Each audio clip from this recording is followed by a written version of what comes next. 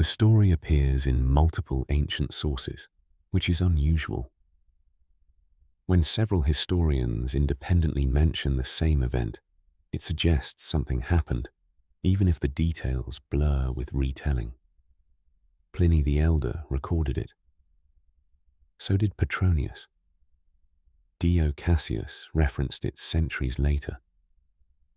The specifics vary. Some say it was Emperor Tiberius. Others claim Nero. But the core narrative remains consistent. A craftsman came before the emperor carrying a bowl. Glass, he explained, but not ordinary glass. He demonstrated by dropping it. The bowl hit the floor with a metallic clang. It dented. The emperor and his court leaned forward. Glass doesn't dent. Glass shatters. The craftsman picked up the bowl and, using a small hammer, tapped the dent back into shape. The glass reformed, flawless, as if nothing had happened. He called it vitrum flexile, flexible glass. Glass that behaved like metal, malleable, repairable, essentially unbreakable. The emperor asked the obvious question. Did anyone else know this secret? The craftsman, perhaps proud, perhaps naive, said no. Only he possessed the formula. He'd come to the emperor first, before revealing it to the world, expecting reward and recognition. The emperor had him executed immediately, then ordered the craftsman's workshop destroyed. Every tool, every material, every scrap of knowledge that might hint at the process, obliterated. The official reasoning, according to the sources, was economic. Unbreakable glass would devalue gold and silver. If common people could own vessels as durable as precious metal, the entire luxury economy would collapse. Better to kill one man than destabilize an empire. The secret died with him, if it ever existed at all. Historians debate this story endlessly. Some dismiss it as allegory, a cautionary tale about innovation threatening power, about emperors who feared change. Others point out that multiple independent sources, lending weight that pure fiction rarely achieves.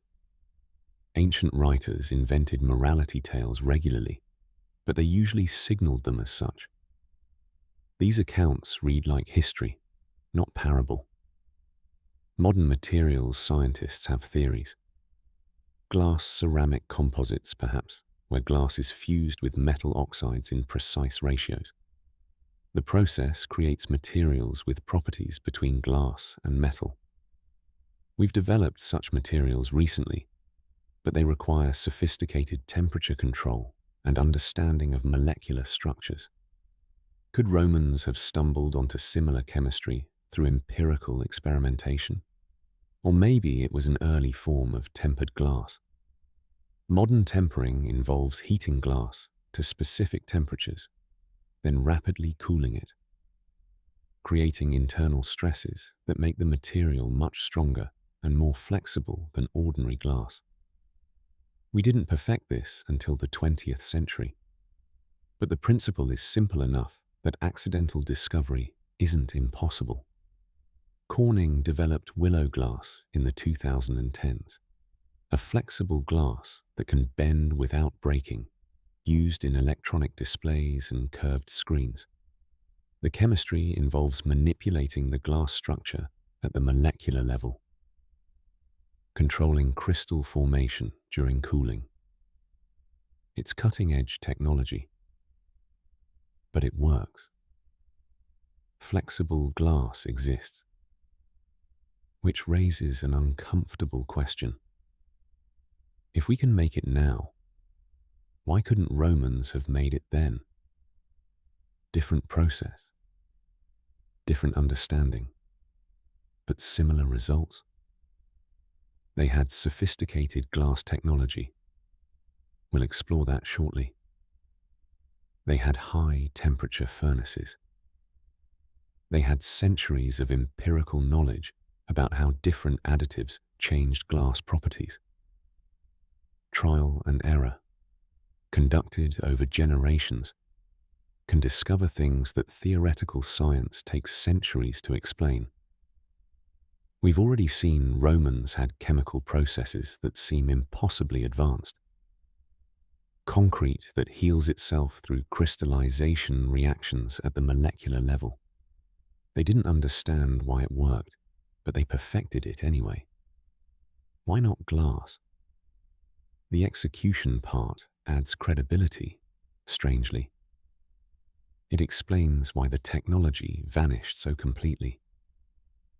No time to train apprentices. No opportunity for the knowledge to spread. Just sudden, absolute elimination of everyone who knew the secret. If the story is true, we lost flexible glass, not through gradual forgetting, but through deliberate destruction. Knowledge murdered in an instant. We'll never know for certain. The evidence is fragmentary, the sources ancient and uncertain, but dismissing it entirely feels premature. Rome surprised us with concrete. Perhaps they surprised themselves with glass. Whether or not flexible glass existed, we know for certain that Romans created types of glass we've only recently begun to understand. And some of it has properties that still puzzle scientists today. The Lycurgus cup sits in the British Museum, looking unremarkable in ambient light. Jade green, pleasant enough, but nothing extraordinary. Just an ancient glass cup with carved decorations showing King Lycurgus entangled in vines, a scene from Greek mythology rendered in 4th century Roman craftsmanship. Then someone shines a light through it from behind. The cup transforms. The green vanishes, replaced by deep, translucent red. Not a trick of shadows or reflection.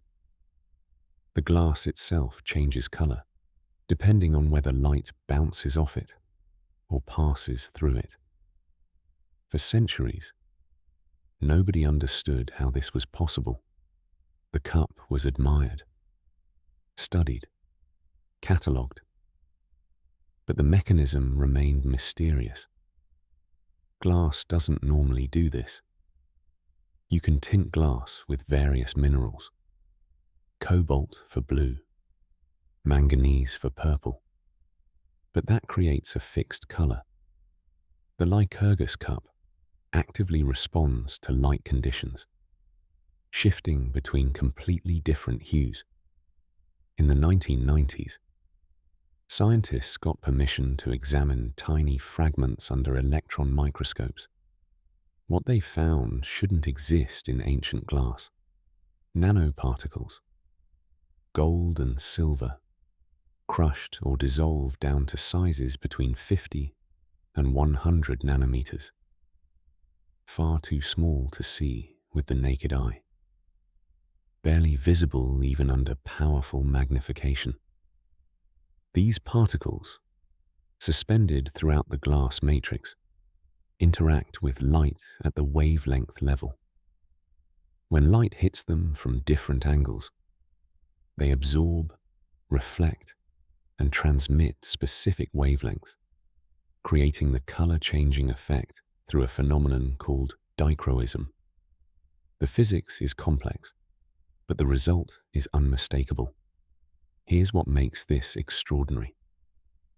Nanoparticles at those precise sizes don't occur naturally. You can't accidentally get 50 nanometer gold particles by grinding metal. The particles would be too large, too irregular. Creating uniform nanoparticles requires controlling chemistry and temperature with precision we didn't achieve until the late 20th century. Yet there they are, in a cup made 1700 years ago.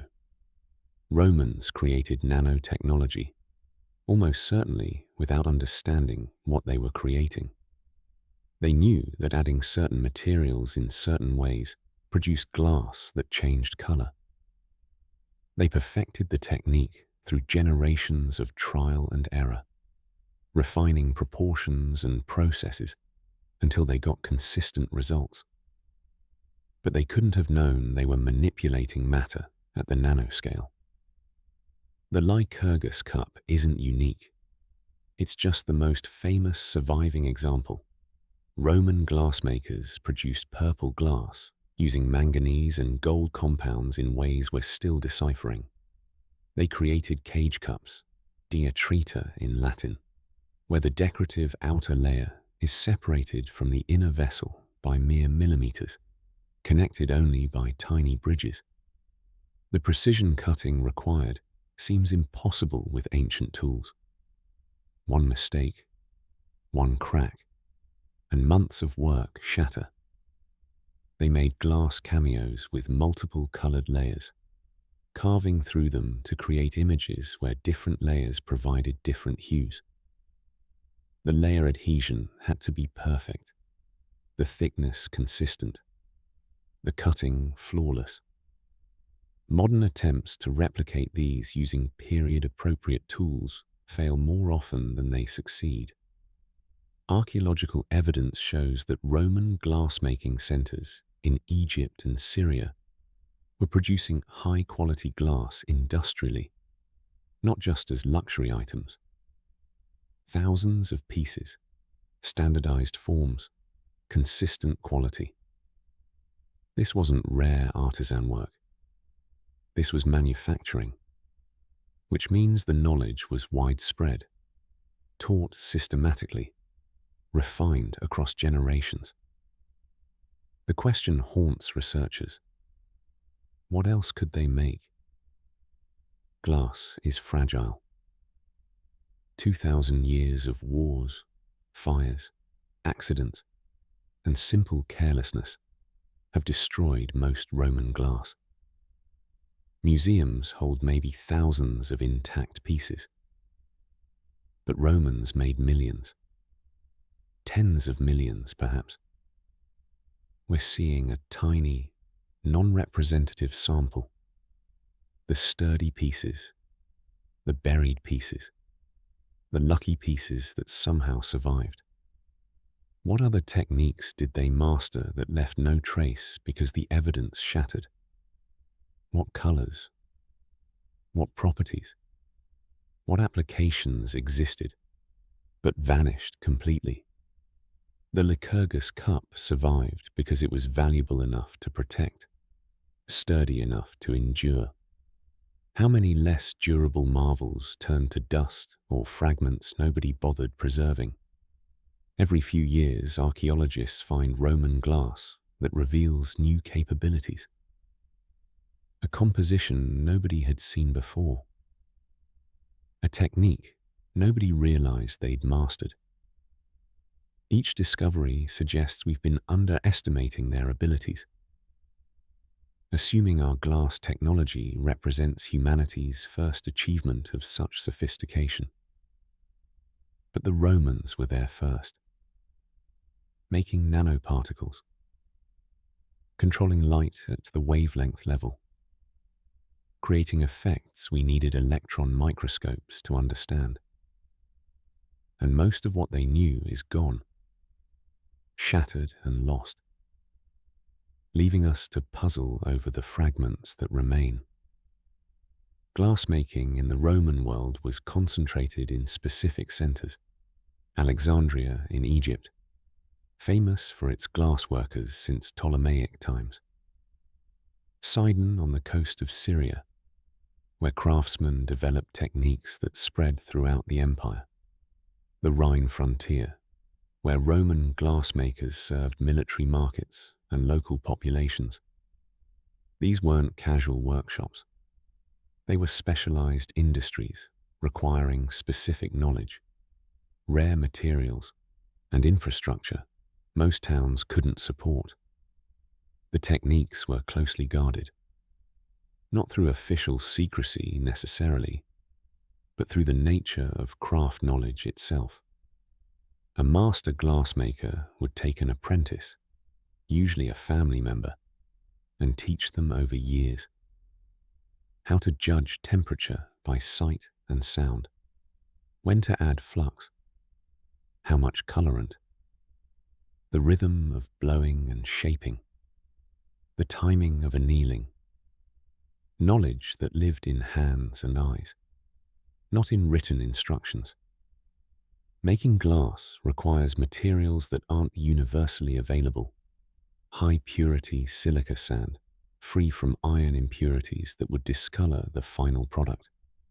Plant ash or natron for flux to lower the melting point. Various metal oxides for coloring. Cobalt for blue. Copper for green. Manganese for purple. Some of these came from specific sources, sometimes hundreds of miles away. Glass required trade networks. It also required heat. Sustained, controlled heat at temperatures exceeding 1,000 degrees. Roman furnaces achieved this through careful design, proper draft, refractory linings, efficient fuel consumption. Building such furnaces was specialized knowledge itself. Medieval Europe initially couldn't match it. When the Western Roman Empire collapsed, long-distance trade fractured. The glass-making centers, dependent on materials from across the Mediterranean, lost access to their supply chains. Silica from one region, flux from another, colorants from a third. When the network broke, production stopped. Without market demand for luxury goods, without the economic surplus to support specialized craftsmen, the industry contracted and then collapsed. Medieval Europe forgot how to make clear glass. For centuries, European glassmakers could only produce forest glass, cloudy, greenish, full of impurities.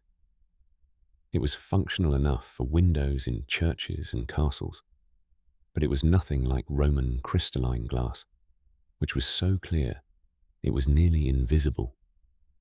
Venetian glassmakers on the island of Murano eventually rediscovered some techniques. By the 13th and 14th centuries, they were producing high-quality glass again, celebrated throughout Europe. But even at its peak, Venetian glass couldn't replicate all Roman achievements. The crystal-clear glass Romans called crystalline wasn't matched until England developed lead glass in the 1600s, adding lead oxide to the mixture, creating brilliance and clarity through different chemistry than Romans had used. Modern experimental archaeologists try to recreate Roman glass using period-appropriate materials and methods. They build replica furnaces based on archaeological remains. They source similar raw materials. They study ancient glass fragments to understand composition. Sometimes they succeed in making glass that looks convincingly Roman. But chemical analysis reveals subtle differences. The trace elements aren't quite right. The nanoparticle distribution in colored glass doesn't match. The precision Romans achieved, especially in pieces like the Lycurgus cup, remains difficult to replicate intentionally. This illustrates a broader principle about lost technology. It's not just about forgetting a recipe. It's about losing an entire ecosystem of knowledge. The apprentice training systems, the networks that supplied specific raw materials, the fuel sources. Roman glassmakers used specific woods that produced sustained, even heat. The market demand that justified specializing in such challenging work. The cultural values that made master craftsmen respected and prosperous enough to invest years training the next generation. When multiple links in that chain break simultaneously, as happened during Rome's collapse, reconstruction becomes extraordinarily difficult, even when you have the finished products to study. You can analyze a piece of Roman glass down to its molecular structure, understand exactly what's in it, and still struggle to recreate it. Because making glass isn't just chemistry, it's timing, temperature control, technique, experience, tacit knowledge that evaporates when the tradition breaks. Medieval Europe eventually rebuilt its glass industry, but it took 1,000 years to relearn what Rome knew. And we're still missing pieces. Still finding Roman glass that reveals capabilities we hadn't realized they possessed. Still discovering that what we thought were recent innovations might be rediscoveries of techniques that existed and vanished 2 millennia ago. If watching Roman glass technology disappear feels frustrating, the loss of their hydraulic engineering is even more remarkable. Because Roman water systems didn't just supply drinking water, they powered industry, washed away disease, and literally moved mountains. And some of those systems still function 2,000 years later. Stand beneath the Pont du Gard in southern France and look up. 3 tiers of arches rise nearly 50 meters above the Garden River. Honey-colored stone stacked with precision that makes modern engineers uncomfortable. The bottom tier has 6 arches. The middle tier has 11.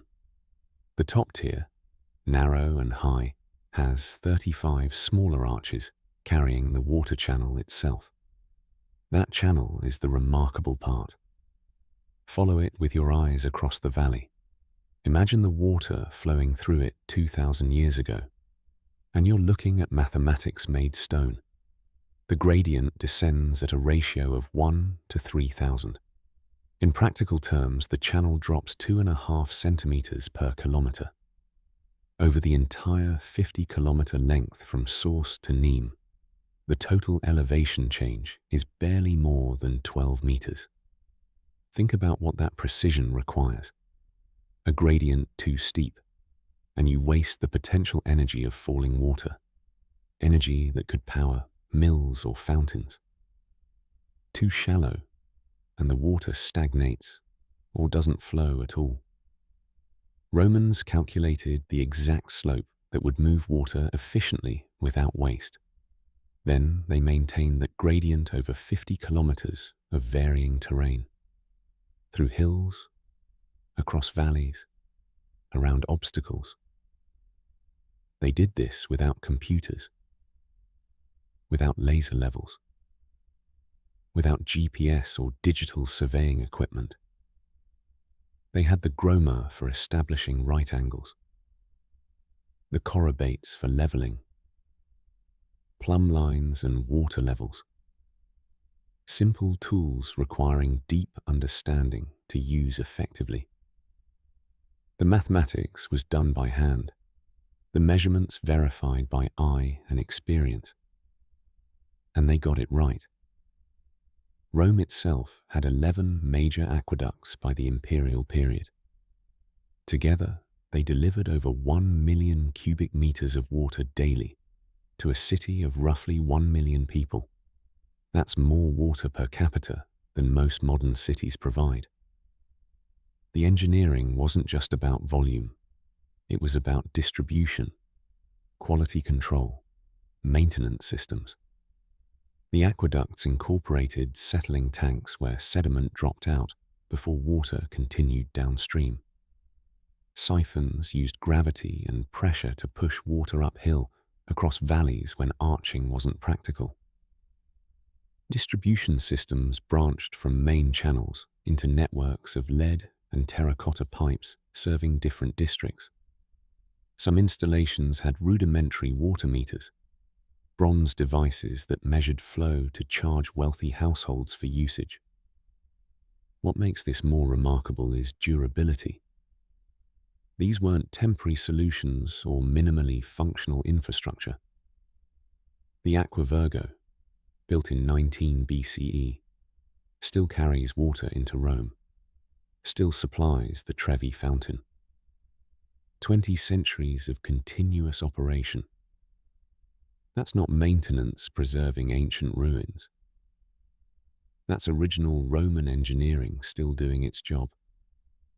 Portions of the Segovia aqueduct in Spain remained in active use until the 1800s, not as historical curiosity, as functioning infrastructure meeting a modern city's needs.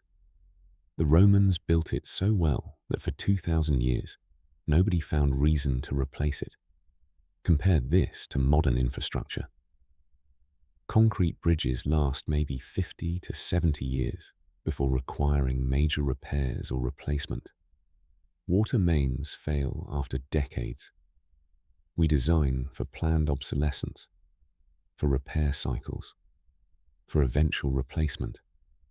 The notion of building infrastructure that will function for 2 millennia doesn't enter contemporary planning discussions. Roman water engineering wasn't just about moving liquid from point A to point B. It represented integrated understanding of hydrology, topography, materials science, urban planning, public health, and long-term thinking. They weren't solving immediate problems. They were building for centuries. The knowledge required was comprehensive, understanding how water behaves under different pressures, knowing which materials resist corrosion and erosion, calculating structural loads for massive stone arches, surveying routes across mountains and valleys, managing construction logistics, training workers, maintaining completed works. This knowledge was systematic, teachable, replicable. Hundreds of aqueducts were built across the empire using consistent principles and techniques. From Britain to Syria, from North Africa to the Rhine frontier, Roman aqueducts followed similar designs and achieved similar results. That standardization indicates sophisticated technical education, not scattered genius. When you stand beneath the Pont du Gard today, you're not looking at a relic. You're looking at engineering that still makes sense, that still functions, that still commands respect. 2,000 years haven't diminished it. Time has only proven how far beyond their era the Romans were working. But aqueducts were just the visible part of Roman water mastery. The really revolutionary technology, the one that changed landscapes forever, happened underground and underwater, where few people saw it. And it was brutal. The landscape at Las Medulas in northwest Spain looks wrong. Red earth carved into impossible formations, vertical cliffs with no apparent reason, collapsed hillsides frozen in the moment of their ancient destruction. The terrain resembles something from another planet, hostile and alien. This isn't natural erosion. This is what remains after Romans used water as a weapon against the earth itself. They called it ruina montium, the ruin of mountains. The name was accurate. This was hydraulic mining on a scale that wouldn't be matched for 1,500 years, and when it was finally reinvented, the results were catastrophic because the knowledge of how to do it properly had been lost. The technique began with aqueducts, not the familiar stone arches supplying cities, but smaller channels built specifically for mining operations. Engineers would construct networks bringing massive volumes of water from distant sources into mountainous regions rich with gold. The channels followed the topography, sometimes spanning dozens of kilometers, accumulating water in reservoirs positioned above the target area. Meanwhile, other workers dug tunnels into the gold-bearing mountainside. Dozens of tunnels, sometimes hundreds, honeycomb marked the rock. These weren't mine shafts for extracting ore. They were structural weaknesses, deliberate fracture points. When the tunnels were ready, the engineers opened the reservoirs. Millions of gallons of water, released suddenly under enormous pressure, roared through the tunnels. The hydraulic force shattered rock, collapsed chambers, destabilized the entire mountainside. The mountain fell apart from inside, washing thousands of tons of gold-bearing ore down specially constructed channels where it could be processed in lower elevation sluices. At Las Medulas alone, Romans extracted an estimated 20 tons of gold over 250 years.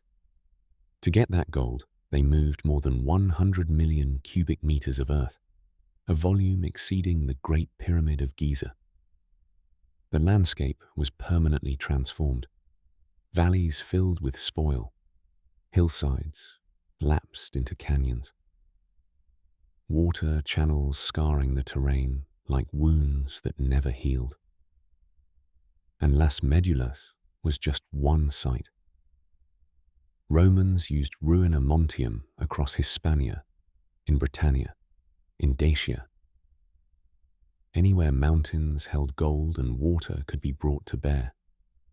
This technology reshaped the land. The engineering requirements were sophisticated. You couldn't just flood tunnels and hope for collapse. That might cause the wrong sections to fail, burying workers or wasting effort. Engineers had to understand geological stability, calculate which rock formations would fracture predictably, design tunnel systems that would channel force effectively. Water pressure dynamics became critical. The reservoirs had to be positioned correctly to generate sufficient pressure. The release mechanisms had to handle violent flows without failing. The receiving channels had to withstand erosive forces that would normally destroy them. This wasn't crude technology accidentally succeeding. This was controlled catastrophic failure, engineered precisely. Modern engineers look at ruina montium and see the ancient ancestor of hydraulic fracturing. The principle is similar, using fluid pressure to break apart rock formations. But hydraulic fracturing targets specific underground layers, while ruina montium targeted entire mountains. The scale was massive, the violence spectacular, the engineering remarkable. Then Rome fell, and the knowledge vanished. Medieval mining returned to hand digging, following ore veins with picks and hammers. Early modern mining used fire setting, heating rock, then dousing it with water to cause cracking. Primitive techniques that made slow progress and frequently killed miners. Hydraulic mining wasn't reinvented until the 1850s during the California gold rush. American miners, desperate and innovative, began using high-pressure water jets to wash away hillsides. It worked spectacularly, moving earth far faster than manual labor could. But they didn't understand erosion dynamics the way Romans apparently had. The California operations caused massive environmental damage, filling rivers with sediment, destroying salmon runs, flooding farmland with mining debris. The devastation got so bad that hydraulic mining was eventually banned in much of California. The court cases, the environmental regulations, the restrictions, all because 19th century miners rediscovered a technique, but not the knowledge that made it controllable. Romans had used the same basic technology for centuries without destroying entire watersheds. They managed the environmental impact somehow, controlled the erosion, directed the water and sediment in ways that didn't wreck everything downstream. That knowledge, How to use water as industrial-scale mining tool without causing ecological catastrophe was lost completely. The landscape at Las Medulas remains testament to what they could do, a monument to engineering ambition and technical capability that literally moved mountains, then disappeared from human knowledge for 1.5 millennia. Water wasn't just a tool for construction and mining. Romans understood that clean water meant healthy populations, and they built systems to remove waste and disease that we wouldn't match for nearly 2,000 years. What they knew about sanitation died with them, and millions paid the price.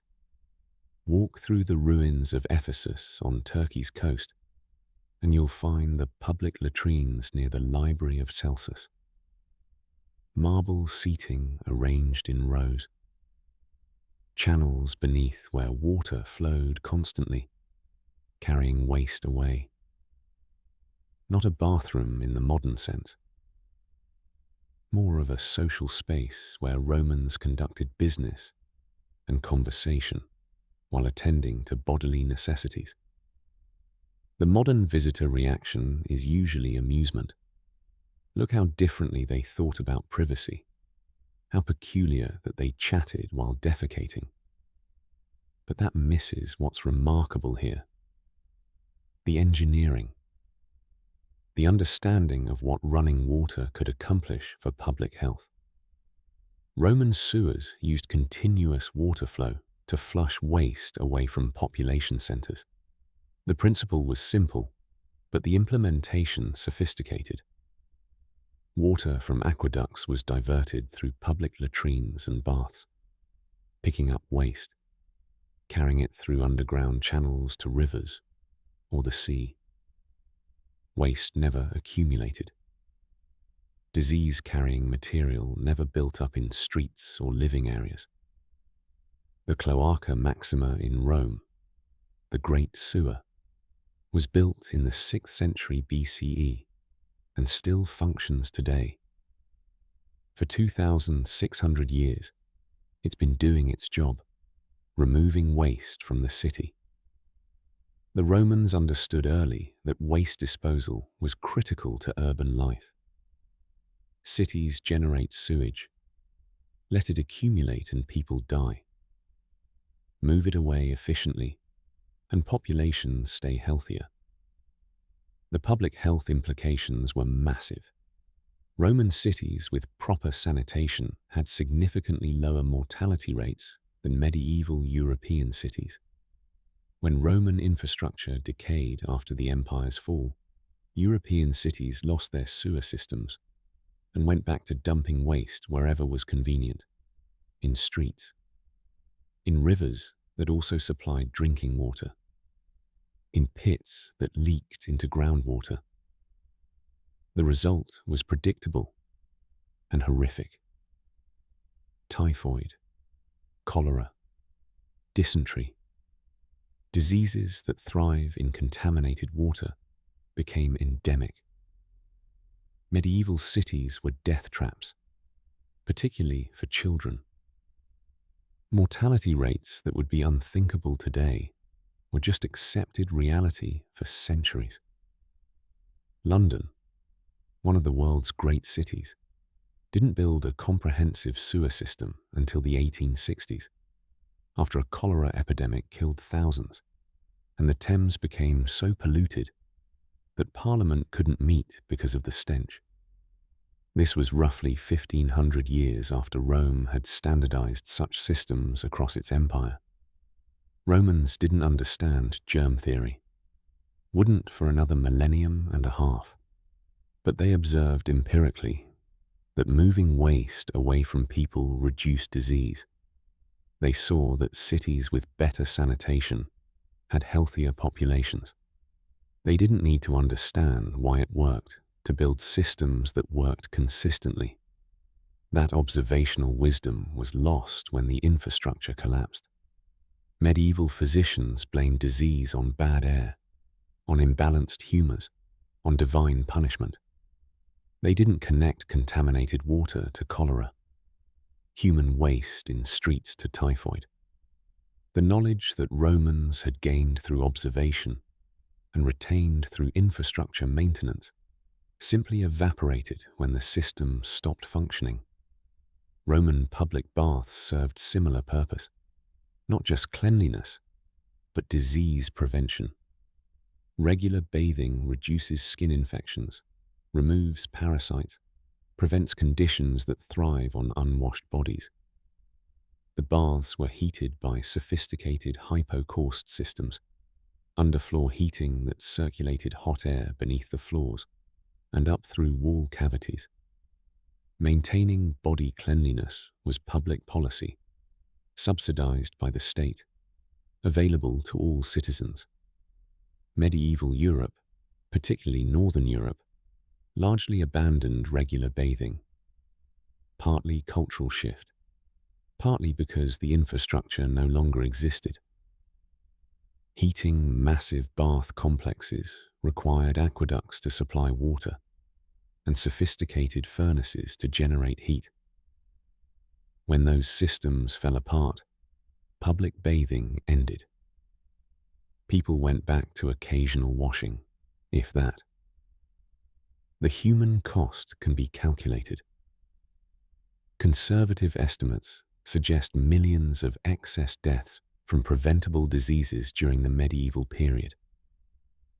Deaths that wouldn't have occurred if Roman sanitation engineering had been maintained, or if the knowledge had survived to be re-implemented.